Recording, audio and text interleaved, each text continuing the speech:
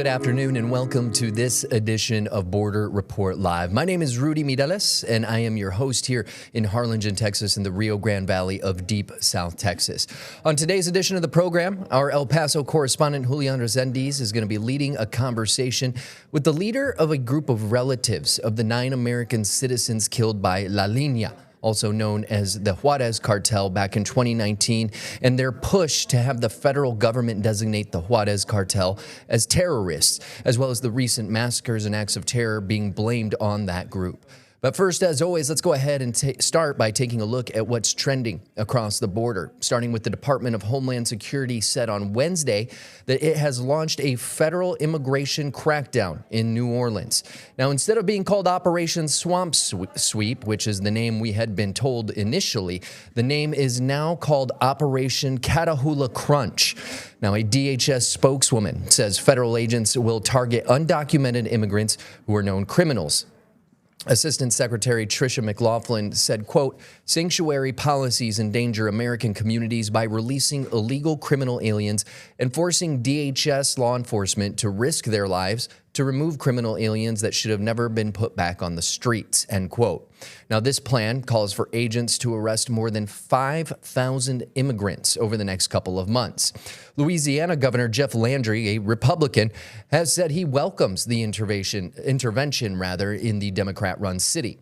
According to police, crime in the city of New Orleans has dropped significantly and is on pace to have its lowest number of homicides in nearly half a century. There's another similar sting that also began in Minneapolis on Wednesday. Moving on, U.S.-operated flights returning deported migrants to Venezuela will continue despite President Donald Trump's assertion to consider the country's airspace closed. Venezuela's government announced earlier this week that the twice-weekly flights will proceed following a request from the Trump administration. The government had previously announced the flights had been suspended. An application by Eastern Airlines for a Wednesday arrival was made public by Venezuela's foreign affairs minister. The flight on Wednesday landed in La Guaira, the capital city of the Venezuelan state of the same name.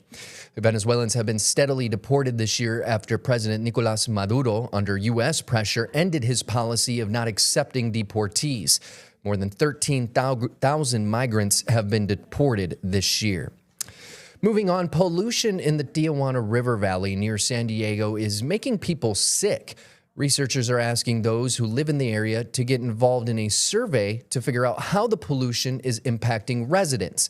Our Salvador Rivera has the story. Judging by the foam in the water, the Tijuana River is still carrying a lot of raw sewage, chemicals, and other materials, giving it a washing machine effect. Studies have proven that when the contaminated water splashes, it releases dangerous gases into the air, making people sick. Because of this transfer from the water to the air, and then also people just being near the river and the ocean, it's absolutely making people sick, especially when it's really contaminated. Dr. Paula Granados is a researcher with San Diego State University. She and other scientists are trying to figure out how badly the pollution in the Tijuana River Valley is affecting residents. To do so, they are conducting an online survey and have been for more than a year. What we're seeing is people saying that they're having a hard time sleeping, they're having headaches, they're having GI illnesses, and we're seeing collectively more people reporting those types of symptoms at the same times, during the same time that they're also reporting odors. Dr. Granados says the survey is ongoing and more residents, even if they don't live or work near the valley, are welcomed. The more people that fill it out, the more data we have.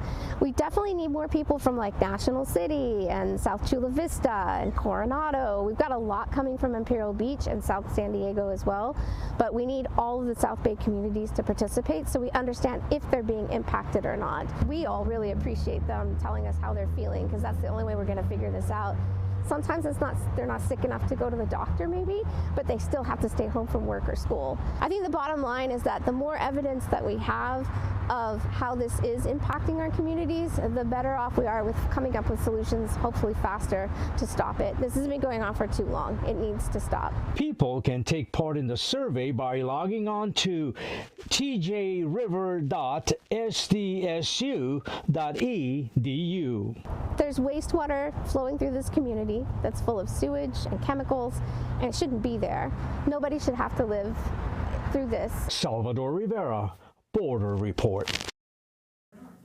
And that is a look at what's trending across the border today. But stay with us, because when we come back, we're going to be speaking with the president of AMFACT, Adriana Jones, about the group's push to move the federal government to designate the Juarez cartel as terrorists, as well as the recent violence being blamed on the Juarez cartel.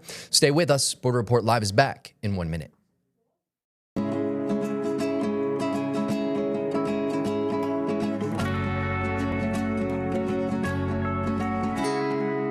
And welcome back to Border Report Live. Joining me now on the program is our El Paso correspondent, Julian Resendiz, and the president of AMFACT, Adriana Jones. If we could get them pulled up there, thank you so much. Thank you for joining us today, Adriana. Thank you so much for having me. Julian? Rudy, as you know, I've been covering the Mexican drug cartels for the past 5 or 6 years, not just because of the danger to national security in the U.S. that they represent, but also because of the impact that they make, the damage they leave behind in people both in the U.S. and Mexico. In the U.S. primarily through the distribution of drugs and the thousands of drug overdose deaths that come from consuming their product. In Mexico, however, the story is a little different. The story is that a lot of people are dying. The Mexican government tells me that it's mostly people associated with the drug trade, in other words, rivals killing rivals. But in the course of my reporting, I have discovered numerous instances of innocent bystanders and just third parties who get affected by this violence.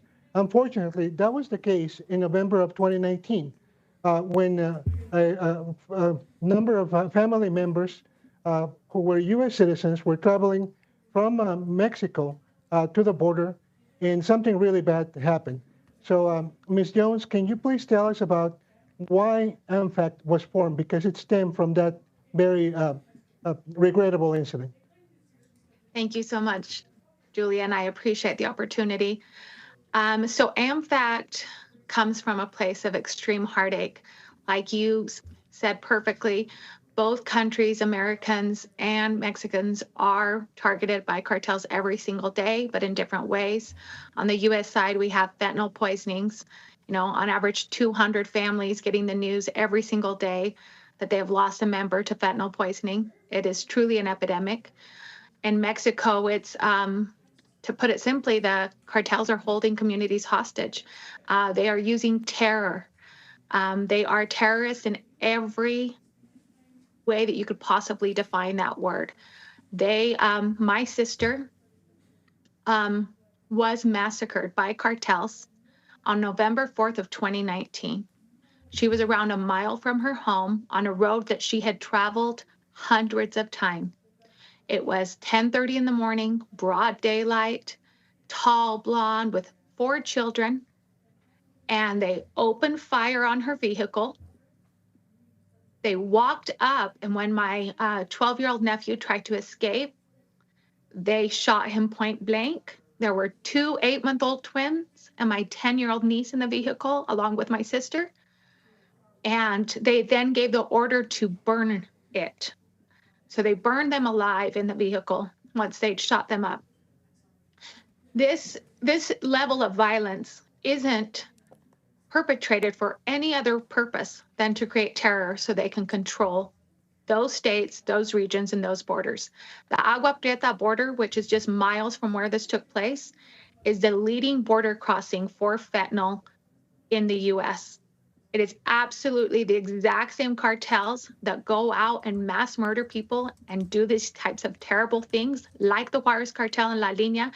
The despicable, the level of inhumane actions against civilians that they do every day are the exact same cartels that are pushing fentanyl across our borders and poisoning Americans every single day.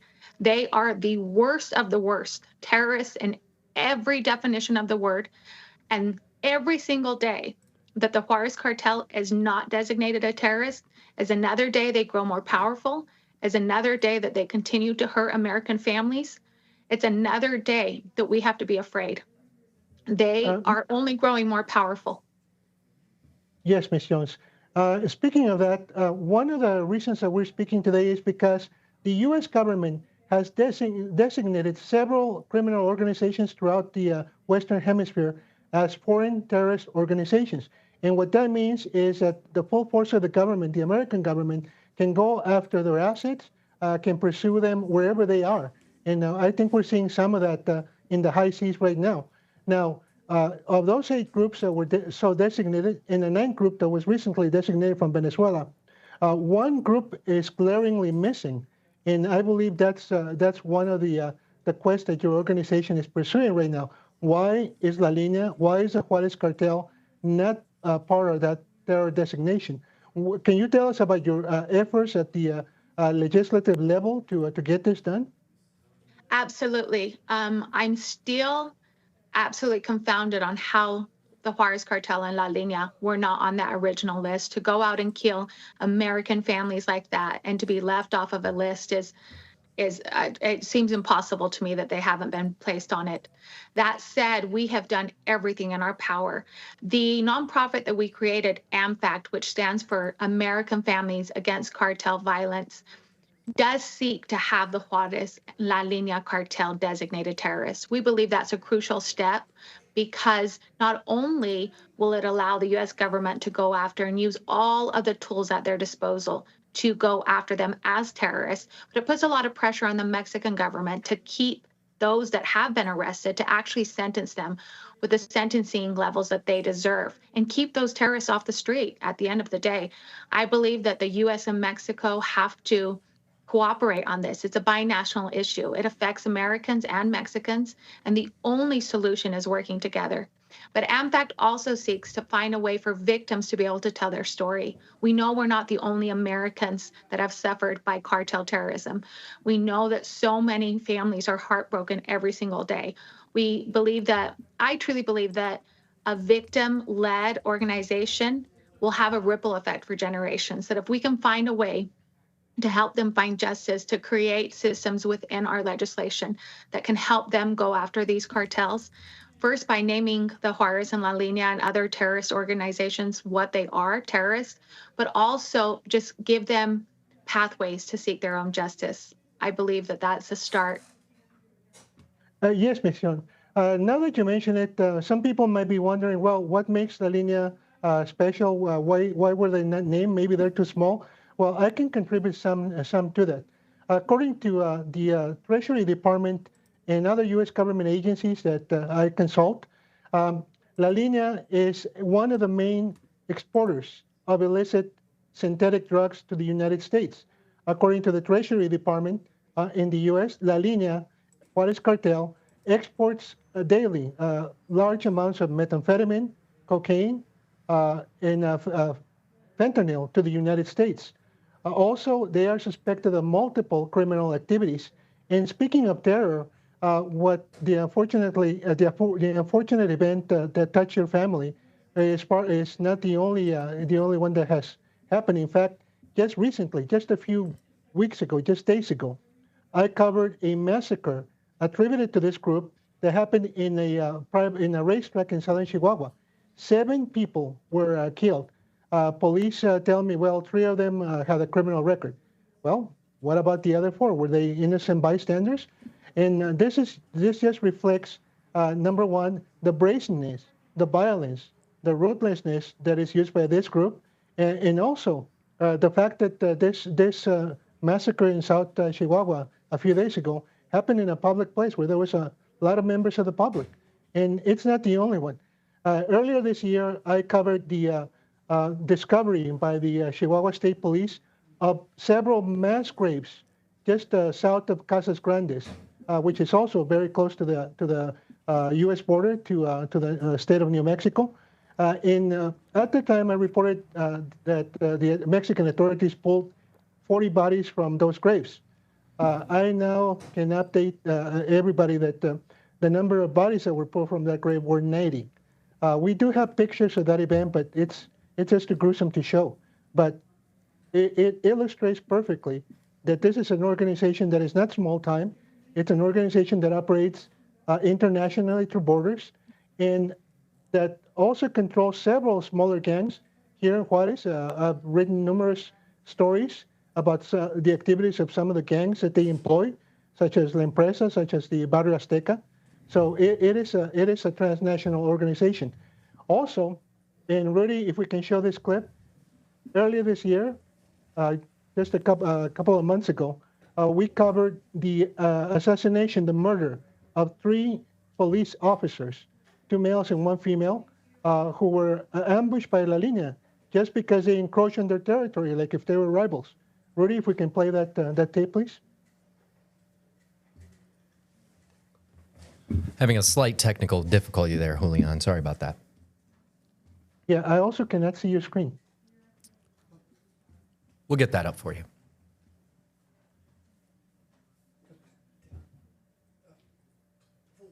Are we on pause, Rudy? No, you're still there. Go ahead, Julian. Okay. All right, Ms. Jones. Anyway, that's what I have to contribute to this discussion. Anything else that you wanted to? Okay, there we go. Yeah, these are scenes. What we're looking right now are scenes from some bodies are hanging by an overpass on the Pan American Highway, which is one of the main avenues that connects Mexico to the United States. Thousands of travelers pass through this highway every day, and that is what they got to see earlier this year. As you see, the Mexican government discourses, well, they just fight among each other. They don't affect the population. I think that any family traveling on that highway got to see those bodies, and I can only imagine the terror, especially if they were traveling with children, the terror that those families experienced just watching those bodies hanging from the overpass. Certainly, I believe that would be classified as an act of terror because it's not just meant for the rivals. Everybody saw it. And we have other examples, like I mentioned. We talked about the ambush of those 3 police officers in Chihuahua. Those were not criminals; they were human beings. We later learned their identities, that they had families, that they had aspirations, and they were gunned down by this group. If we can play that tape, Rudy.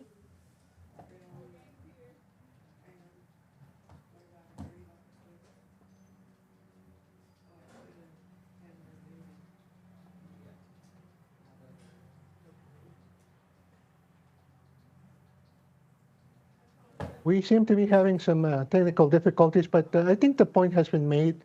Okay, now what we're looking at is last year, a cluster of 8 bodies were found piled together, as you can see, right next to another freeway. This is close to Chihuahua City. Everybody who was passing through that highway, whether it was truckers on the way to deliver goods to the U.S. from Mexican plants, or again, families traveling to the border or from the border, got to see that macabre spectacle, which is just the bodies laying there on the street for everybody to see. Obviously, again, an act of terror.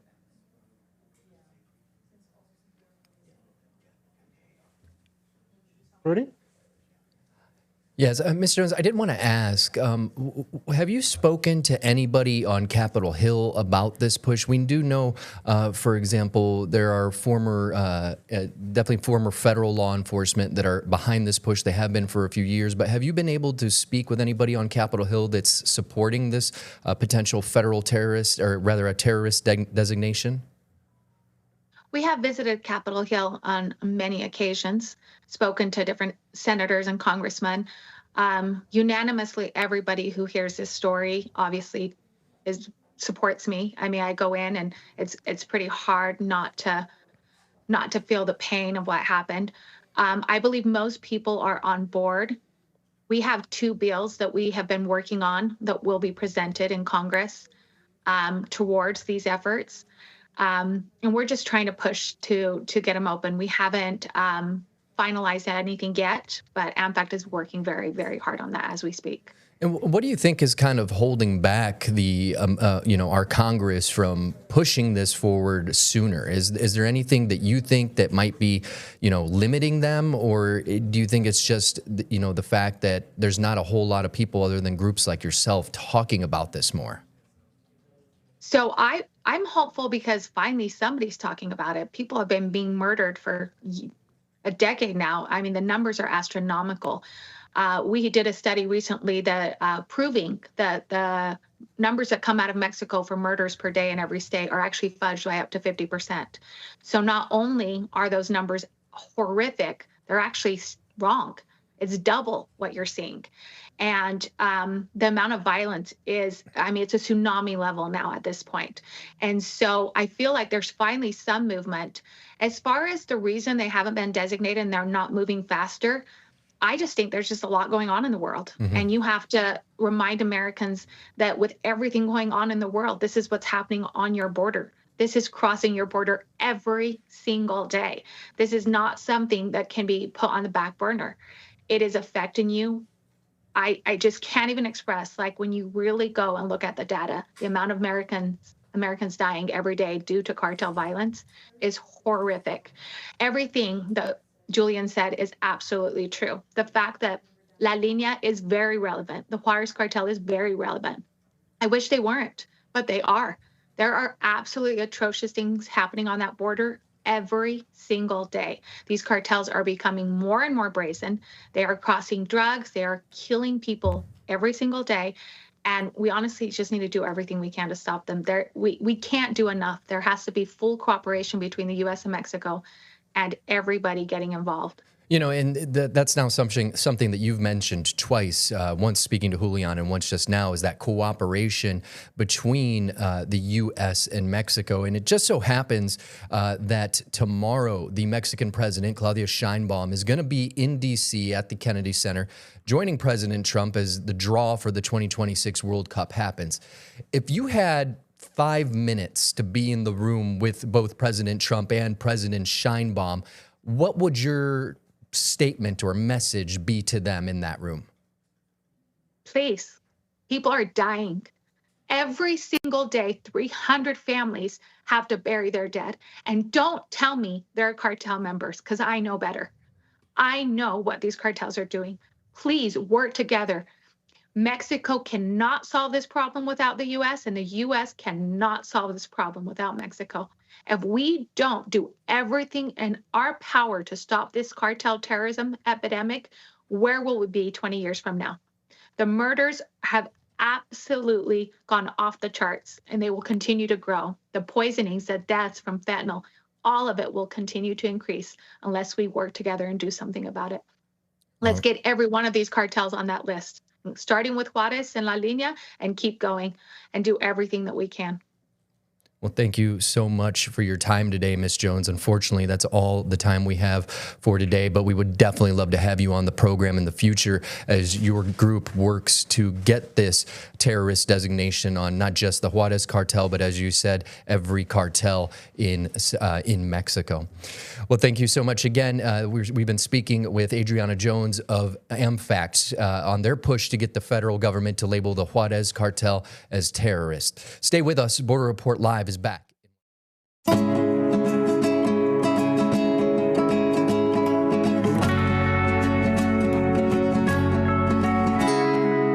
And welcome back to this edition of Border Report Live. We mentioned it shortly before the break that President Claudia Sheinbaum of Mexico would be in attendance in Washington tomorrow to attend the draw for the 2026 World Cup at the Kennedy Center. She's going to be joining President Donald Trump and Canadian Prime Minister Mark Carney as the three countries are co-hosting next summer's tournament. Now, this will be the first time that Sheinbaum meets face-to-face with Trump. The two leaders were scheduled to meet during the G7 summit held in Canada in June, but that bilateral meeting was canceled at the last minute because Trump had to return to Washington early to address tensions between Israel and Iran. Sheinbaum said it's not decided yet if she would take advantage of her visit to Washington to have a private meeting with Trump. The World Cup kicks off June 11th at the Azteca Stadium in Mexico City and runs through the final on July 19th at MetLife Stadium in New Jersey. Today, Transportation Secretary Sean P. Duffy hosted a FIFA 2026 World Cup summit to kick off festivities surrounding the final draw. And before we go, we wanted to remind you to check out our partners at Political Power Ranker. It is a weekly show tracking the movers, shakers, and rule makers in American politics. This week's episode, or rather, Nextstar's Director of Political Content, Chris Berg, and Director of Emerson College Polling, Spencer Kimball, break down who's up and who's down in the world of politics based on data. And that's going to do it for us today. For Julian in El Paso, my name's Rudy. We'll see you all next time.